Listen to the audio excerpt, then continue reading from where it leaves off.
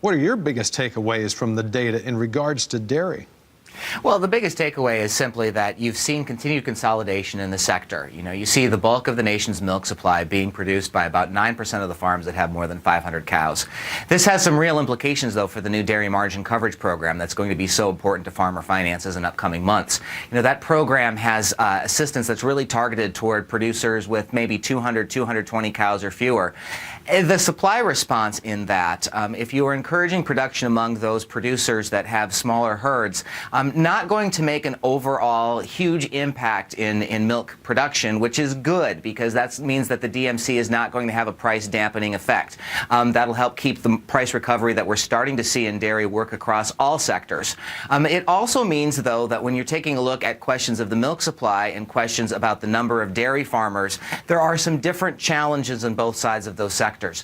One interesting takeaway, you've been asking about surprises. About 17,000 farms reporting 1 to 9 milk cows on their farm, but not necessarily for commercial milk production. That means there's a lot of people with a few cows on their farm. They presumably are using it for their own consumption, and that means there are more people producing cows in America than sometimes you might think. Alan, switching gears here for just a little bit, what type of slowdown are we seeing in commerce on the Mexican border right now? Well, there are reports that because of the diversion of immigration, customs, and enforcement agents from commercial purposes to handling migration, as you see people applying for turning them in for asylum across the border, you're seeing commerce starting to slow down. You're seeing longer wait terms.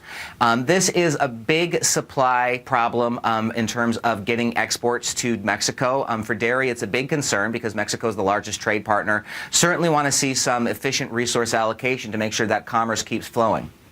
What are your thoughts then on the progress of the ratification of the USMCA then? It's incredibly important for the dairy sector, and it's incredibly important for American agriculture. Right now, there is a lot of conversations going on Capitol Hill, and a lot of people, taking a look at folks in Congress saying this needs to get done. It's important to have that certainty, and it's important to have that signal to markets that the U.S. takes trade seriously, and new agreements can and still will be promulgated that will be to the benefit of American agriculture. Alan, always good to have you on the program. Alan Thank Bjerga you. with the National Milk Producers Federation joining us here today. Senator Chuck Grassley wants to amend a